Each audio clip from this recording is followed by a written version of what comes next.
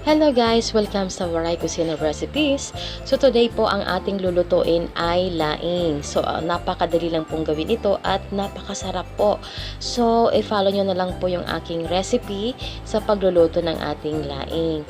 So ang una sa lahat, ang gagawin natin is mag-prepare po tayo ng isang pot at lagyan po natin ng tubig at magpakuluan po natin yung ating karne.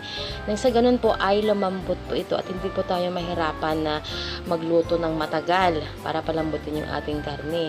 So, dito naman, pagkatapos natin siyang pakuluan, igigigisa natin yung ating karne sa sarili niyang mantika. So, mga few minutes. Pagkatapos nating igisa sa sarili niyang mantika yung karne, i-add naman natin dito yung ating mga ibang sangkap tulad ng sibuyas at garlic, pati na rin yung ating ginger.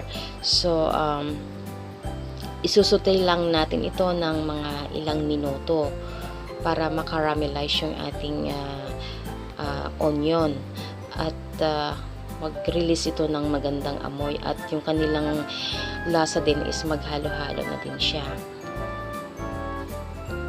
So, haluin lang natin siya at bantayan po at make sure na medium heat lang po ang gagamitin natin. So, at this point, pwede na rin natin siyang i-season. Lagyan natin ng black pepper, salt, at saka yung ating gata.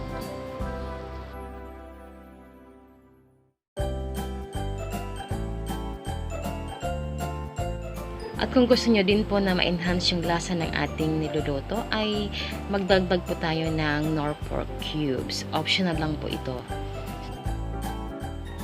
Pagkatapos, i-cover natin siya at pakuluin po ito ng mga 1 minuto.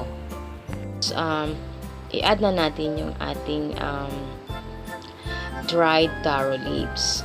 So, make sure lang po na hindi po natin siya hahaluin ng maigi kasi ayon sa mga naririnig ko, pag hinalo yung gabi is kumakati siya, pero ano lang, bahagya lang, ipupush lang natin yung ating taro leaves. Tapos ang kailangan nating coconut milk dito is 2 lata ng malaki na coconut milk.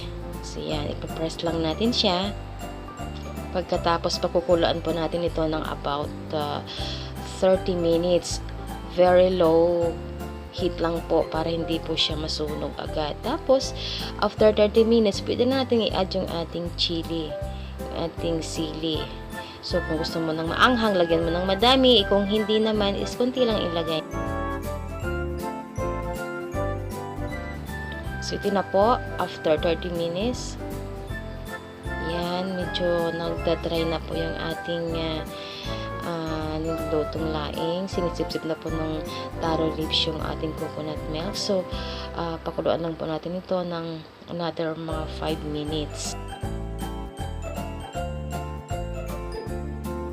So, ito na po. After 5 minutes na pinakuluan ko siya ng walang cover, ito na yung tsura ng ating laing. So, almost dry na po siya, kunti na lang po yung sabaw niyan at ready na po itong i-serve. So excited na po ako na tigman yung ating laing.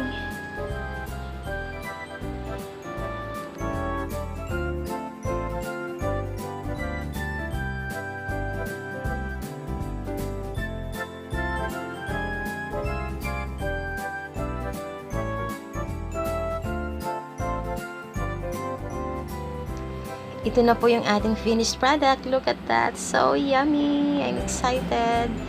So napakasarap po itong iulam sa kanin. At try nyo po ang ating recipe. Don't forget to subscribe to my channel and see you in my next video.